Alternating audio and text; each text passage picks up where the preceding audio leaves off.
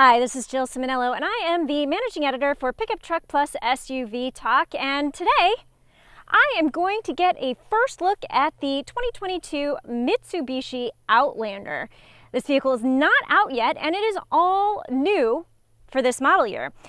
I have a very brief window of time to look at this vehicle, so I'm going to flip the camera around, show you some of the things that are new on this vehicle, as well as check out the interior because, oh my gosh, the interior is really awesome. And then I'm going to tell you a few of my driving impressions. But keep in mind, this is a first look. I'm only going to have about an hour and a half behind the wheel, so stay tuned and let's take a closer look right now. Now, before we get into the exterior, I just wanted to take a quick look at the engine of the 2022 Mitsubishi Outlander. Now, this is a 2.5-liter four-cylinder engine. It's the same engine that you'll find in the Nissan Rogue. It will also deliver 181 horsepower and 181 pound-feet of torque. Now, obviously, because this is new, everything looks really clean and shiny, but the important thing to note here is that everything is also really easy to reach. So you have your dipstick here, you have your battery here, and you have your washer fluid right here. Now, obviously, the first thing you are going to notice about the Mitsubishi Outlander is this big, bold front grille. It has always been a little bit big, a little bit bold, but I think they've made it even bigger and bolder for the 2022 model year. I think it looks really good.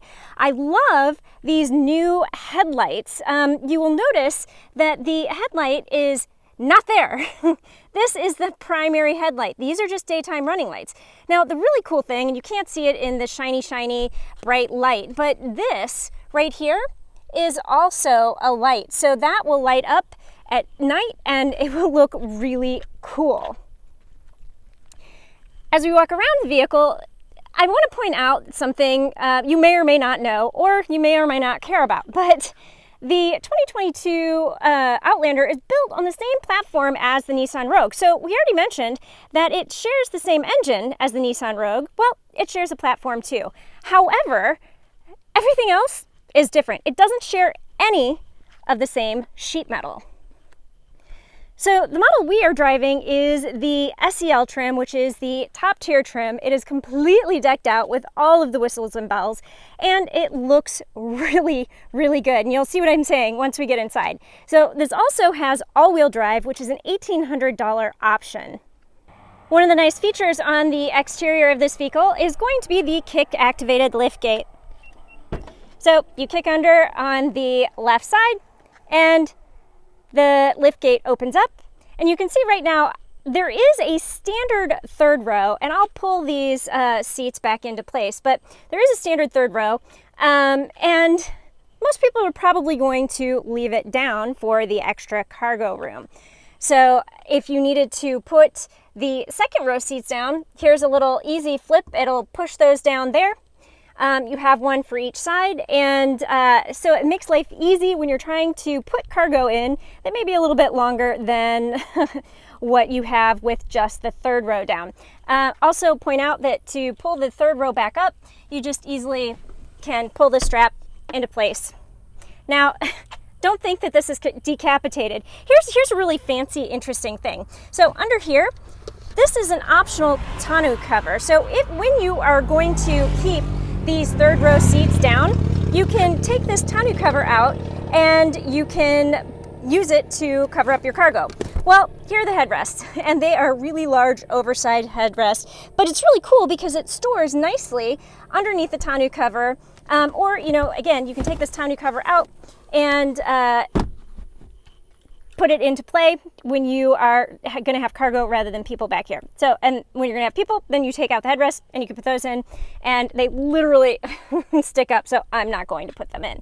But because we're going to be checking out the third row in a little bit, I'm going to go ahead and not put this up because the seat is tilted forward a little bit, so that's pretty easy. Okay, we'll do that, and then I'll pull the strap. But with the third rows up, obviously cargo is going to be severely limited, but I think you'd be able to fit groceries back here without too much of a problem. Also worth noting, this is really high liftgate. I can, standing, I can't reach it. tiptoe, I can reach it. So Mitsubishi has done a really nice thing. It's also kick close. There is a lot to go over with the interior of this vehicle, and I'm going to try really hard to be as brief as I can because, like I said, I really don't have a lot of time. If I spend 20 minutes doing this video, it's probably too much time. So I'm going to step in. Let's get it started because of course, I've tilted the wheel so that it would look pretty on the outside, but I want you to see the intro graphic when I start this up. So I'm going to squeeze it right in here.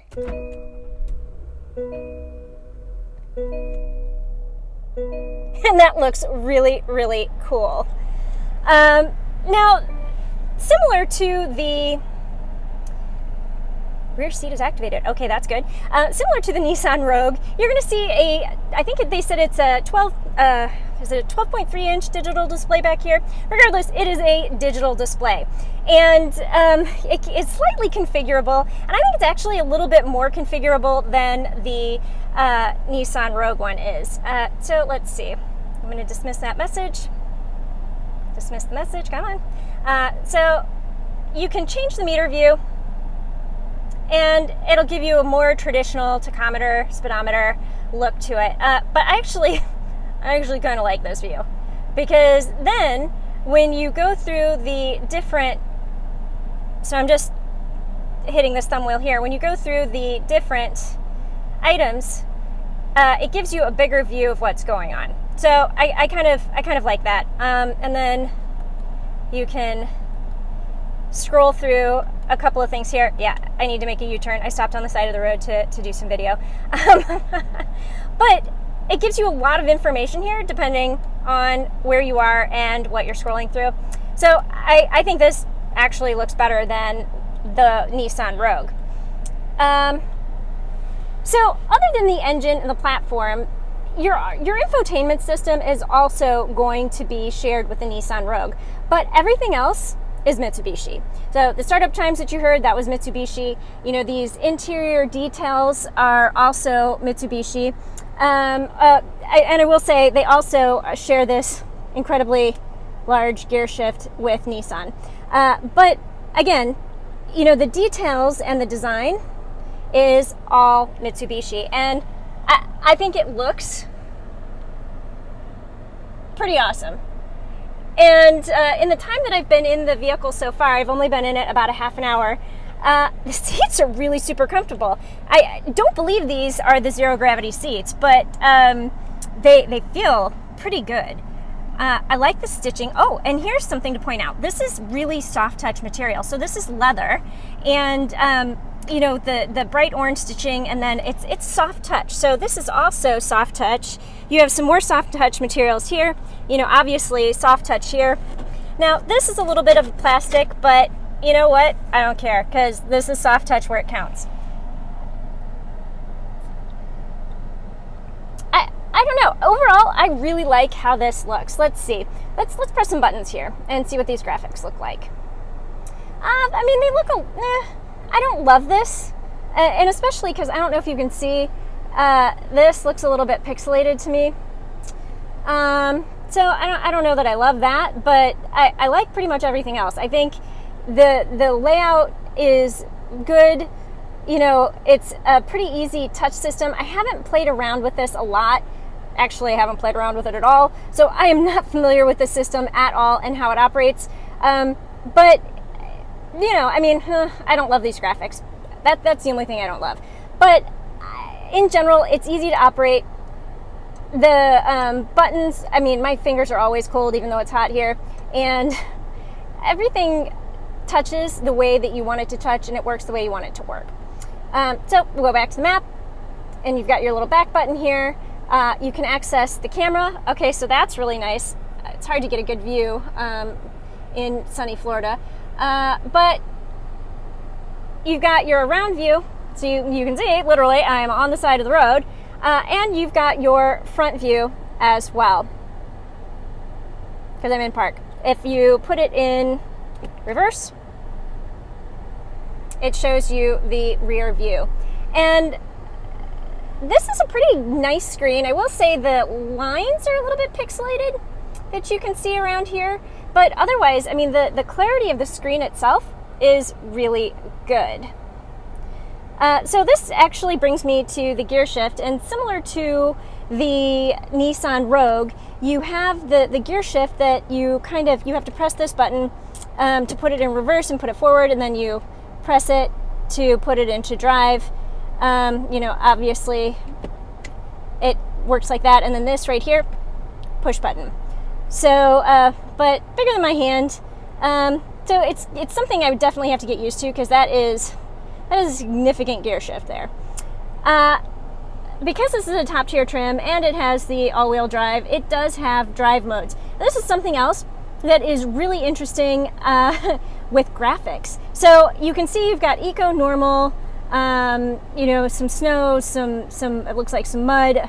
But here's what happens behind the wheel when you change the mode.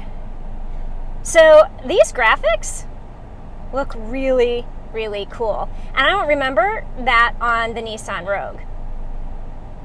That looks really cool, actually. I'm scrolling through that one more time.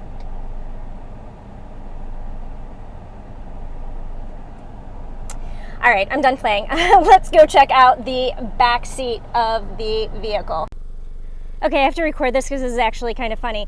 I got out of the vehicle and I couldn't get into the back door, and so I opened the front door and I meant to hit the unlock button, and I hit the lock button and then it wouldn't let me back in the vehicle. I was trying to hit the key fob and it wouldn't let me do it. So I was able to kick it open. So if all else fails, I was able to kick open the liftgate. If all else fails, I'll just climb in through the trunk. But let's see if we can get the vehicle open now. Look at that. I can't open the vehicle. I locked it accidentally from the inside. All right, so let's try in the key fob. I'm totally gonna have to climb through the trunk to get back into the car. Yeah, all right, leave it to me. Oh man, and they're gonna wonder why there's footprints everywhere. All right, so note to self, do not lock the vehicle and then exit the vehicle. With the car running, it will not open back up again. I'm now sitting in the second row of the Mitsubishi Outlander, and as you can see, I have really good knee room and really good foot room. And this seat is not set to my position. My driving position is right there. So this is probably more of a position that you would find for a regular adult. Now, they've done some really nice things back here. And again, keep in mind, this is a top tier trim, but it has air vents and it has the heated seats as well as climate control. I can control the temperature back here. Thank you. I love that. I need it. Also, you have two USB ports. One is a USB-C and the other is a USB-A. So 2 charge ports, outboard heated seats, as well as climate control and plenty of knee room. One more thing they've done: sunshades. Now for the true test. Let's see how easy it is to access the third row seat and, okay, what kind of legroom there is back there. And I'm gonna say, actually, so first off, that is what happened there with the tilt of the seat. And just looking, that legroom and my footprint is really, okay. Yeah, I'm gonna have to think about how I do this. All right, so let's see. It looks like there's a tab here that you pull, but that only pulls it down. Yeah, if that's all you get to access that third row, this is not only occasional, but it is like downright rare occasional. So, all right, I'm gonna just kind of hike myself back here. Ooh, yeah, this is a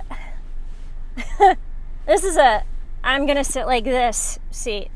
Now I do believe these seats slide forward a little bit. Let's see, I'm completely climbing around in here. I'm totally gonna have to apologize to Mitsubishi for this. Okay, so you slide that forward. Okay, so that changes the knee room here. So the passenger is gonna have to be a little bit kind. And then that gives you, really not a lot of leg room back here at all. So I'm gonna say if you have somebody who is, I'm the size of an average 10-year-old, so if you have somebody who is any taller than me, so any taller than 5 feet, they are not gonna fit back here at all, like period. Okay, while we're back here, we may as well take a quick look at the sticker sheet for the Outlander that we are driving, and you can see that the as tested price is just under $40,000, but the starting price for the SEL trim is going to be $33,745. Now, a couple of things to know here. All-wheel drive adds $1,800, and the base price for the base trim without destination is going to be just under $26,000. Now, there are a lot of really good things in here. And, you know, like I said, top tier trim, all the whistles and bells, heated front and rear seats. You've got leather appointed seating services. That touchscreen up front is 9 inches. And yeah, I mentioned the digital display. It is 12.3 inches. You have HD radio. So a lot of really cool goodies in here. And the only options we've added are the SEL Touring Package and the Mitsubishi Connect. And, well, that's not even added, the Connect subscription. So really not a lot of features added. And you know, before we leave this, I'll point out that the combined driving, it should be about 26 miles per gallon. City is 24, highway is 30. So far, you know, we've been driving 100% on the highway. Now I've been idling a lot, but before I started idling, I was at about 36 miles per gallon. So I think they've done really well with the fuel efficiency on this as well. Let's wrap this up with some driving impressions. Keeping in mind, my time behind the wheel is super duper brief, but I do want to say engine power is really good. The seat comfort is really, really nice. I feel very supported. The seats are firm, but not too firm. And the overall ride feels very solid. That third row is a no-go for anybody who has legs. I mean, literally, you've got that much space. If I can't fit back there, that is a super duper occasional third row. But overall, I really like this vehicle. Again, brief amount of time, top tier trim, but the interior fit and finish is amazing. I love these leather seats, really comfortable. Visibility out of all of the windows is very good. I will say visibility is not quite as good as the Nissan Rogue, because these A-pillars are definitely a little bit chunkier and a little bit bigger, but still a nice wide open space for visibility. I was able to get the seat up high enough and feel really good about just general driving position in the vehicle. I was also able to, this has an adjustable belt holder up here, so I was able to lower that down and it's not cutting into my neck, so that gets a thumbs up. But generally speaking, I like everything about this vehicle. And again, I'm not having a lot of time to spend with it, so I really don't have nits to pick because I haven't found them yet. Maybe the graphics on the infotainment screen, those were just okay. But the digital display here, whoa, I loved the graphics. That was really cool. A nice little finishing touch for a vehicle under $40,000. I'm going to leave you with one final thought here, and that is, wait for it, I think I like this Mitsubishi Outlander better than the Nissan Rogue. That is seriously never something I thought I would say about a Mitsubishi. So to say I'm impressed, that is an understatement. But thank you for sticking around, thank you for watching, and I will see you down the road.